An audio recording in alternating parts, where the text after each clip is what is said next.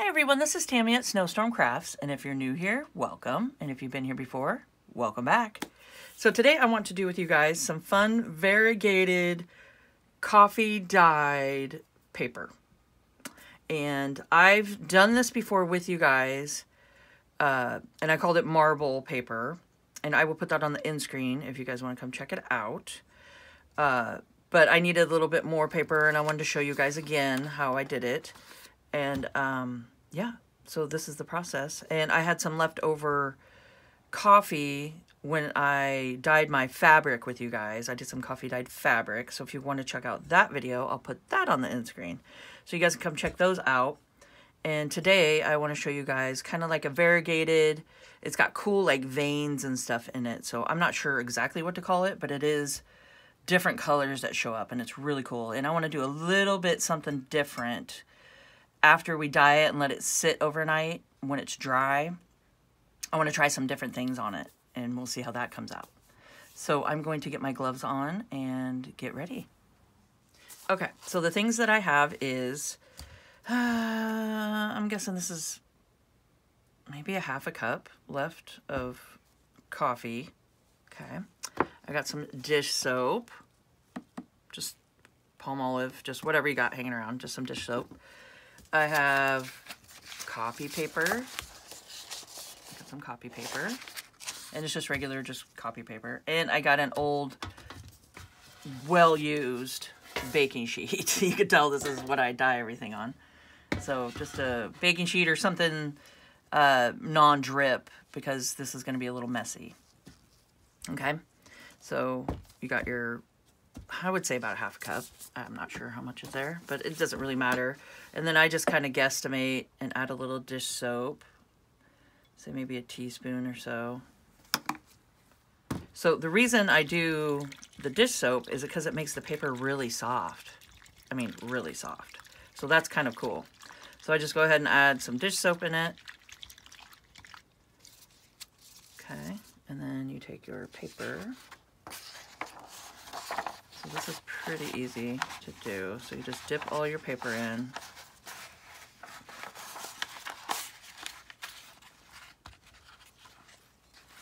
Just make sure you're getting it all saturated.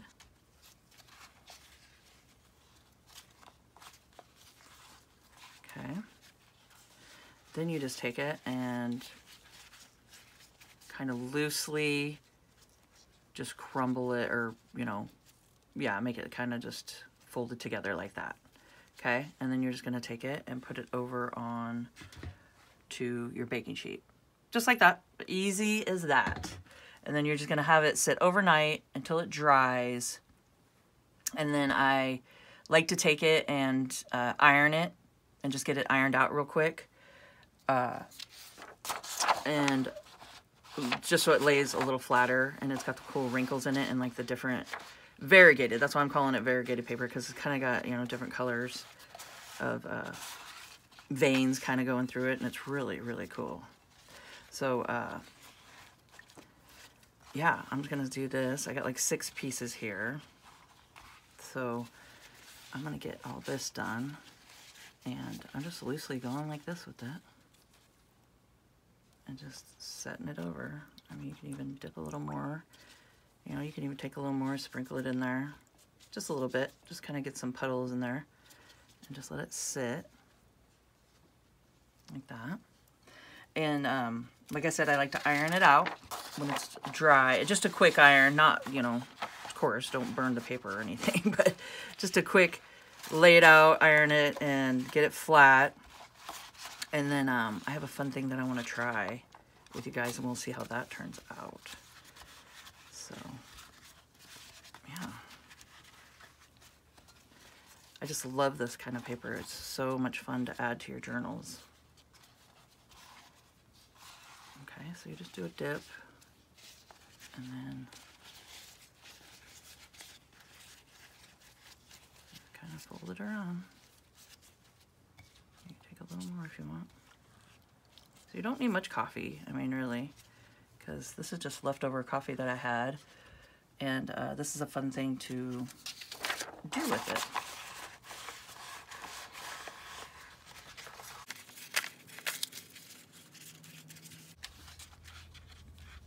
So I hope your guys' weather is doing good where you're at. I'd love to hear, you know, if you guys have rain, do you guys have snow yet? Or, you know, are your trees all changing pretty colors?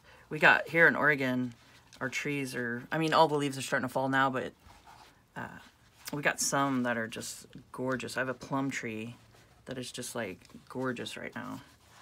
And it's just got beautiful red leaves like all over it. So yeah, I'd love to hear what kind of, you know, trees you guys have, and, you know, what color the leaves are. And I just love hearing from different parts of the country and the states. And, you know, it's kind of fun that we can all hear and see and read about it and see things, you know, hear things that we don't usually, you know about and stuff. So it's kind of fun. So yeah, comment down below. I'd love to hear from you guys.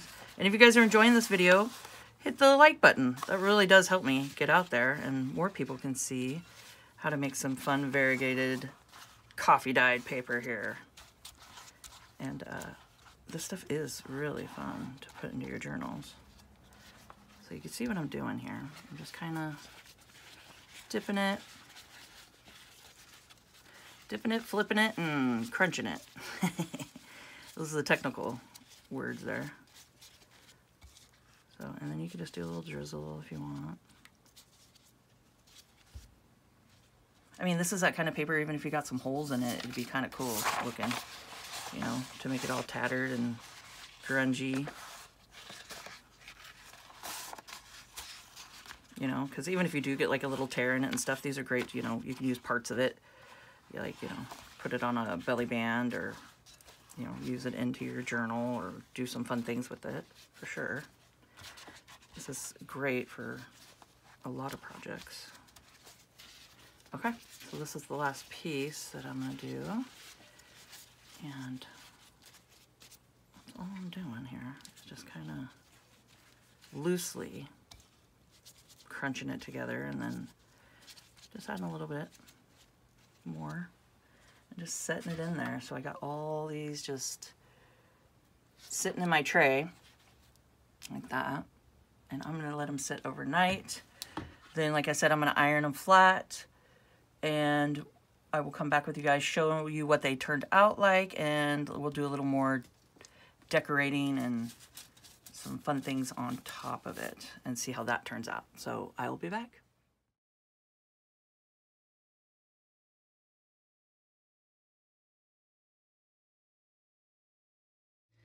Okay, so I have these all dry, and I just ironed them out just real quick. You can see they're a little wrinkly still, which is really cool. I love that look.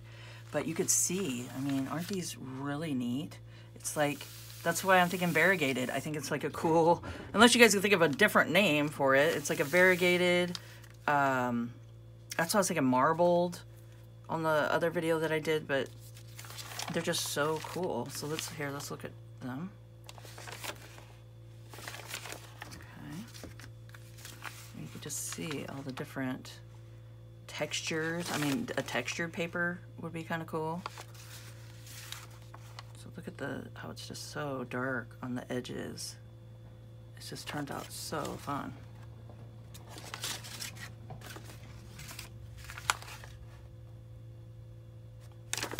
Isn't that cool?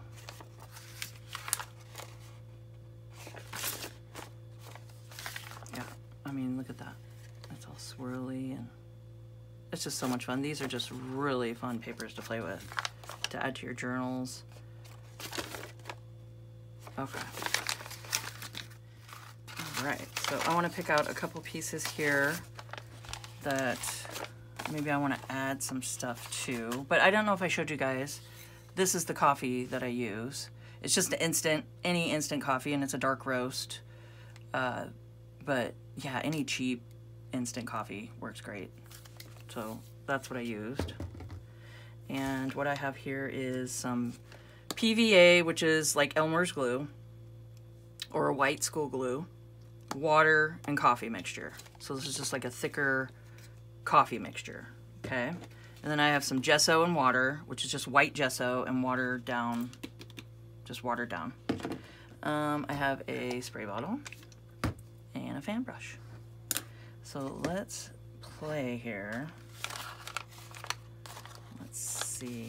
I'm just gonna grab a couple pieces that I want to play with. Like you can see some of these got a little rip in them, which is fine with me. I don't mind it. It kind of just gives a little more grungy look to it. It's because the paper gets a little delicate when you're folding it around and stuff. So you just, you know, just be gentle with it. Okay. So maybe these 3 pieces. I'll just set this to the side. Just for demonstration purposes here. Okay, so what I want to do is, you can see this one already has a little coffee. You see the shine right there? It's kind of cool, huh? So it must have had a granule or something that got on it. But that's kind of what I want to do today too, is I want to add some gesso splatters. Okay. So let's just do, it's just a little watered down gesso here. And then you can just go through, do a little bit of splatters.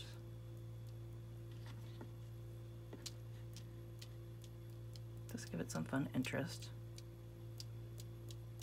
This will be great for Christmas. Some like snow. Okay, little snowflakes. Okay, so there's that. And then let's do a little bit of the mixture here. Let's see.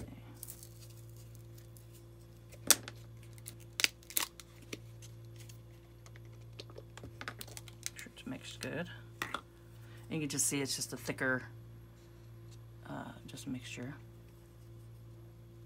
And I just kind of, I didn't have a really rhyme or reason on how thick I did it or any measurements.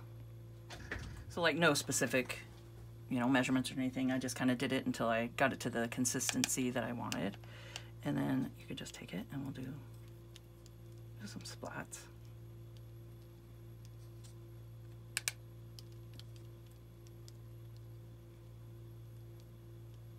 I just thought that'd be kind of fun just to try it out here. See how this turns out. And then I want to take a little bit of my coffee.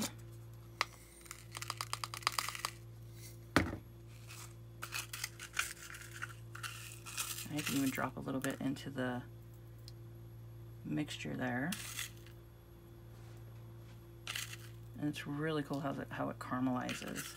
And a little trick I found out is after you get your little caramelized spot and you don't want it to be sticky, like you don't want it to stick to any other pages or anything like that in your journal, I just take a little bit of baby powder or cornstarch and just rub it on top of it.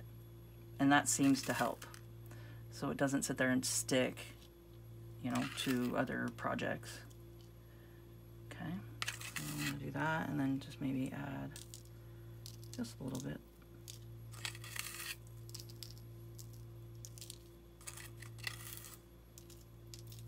I always seem to go overboard with the grunging here, but it's so much fun. All right, we'll do that. And then you can take your spray bottle. Ooh, there we go. Just do a little, just to activate the granules. Just a little spritz on it.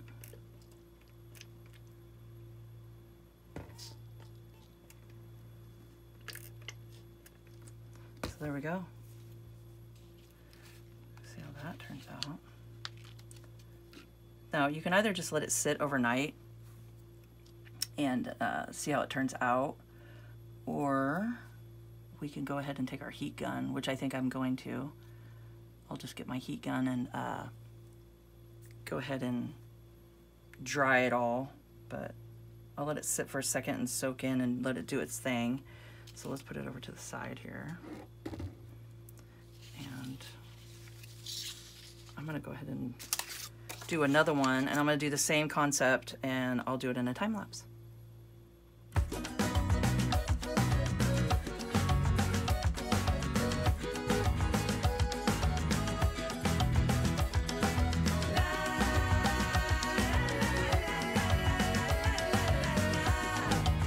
All right, so I did let these sit for a couple hours. I did my heat gun and dried them for a little bit, and then I just hung them up and let them sit until they got all dry. So this is how they turned out. Are these super grungy and cool, you guys? I'm loving it. So I didn't want to iron it again after this because I didn't want to get the gesso and the coffee, you know, the granules like stuck to my iron.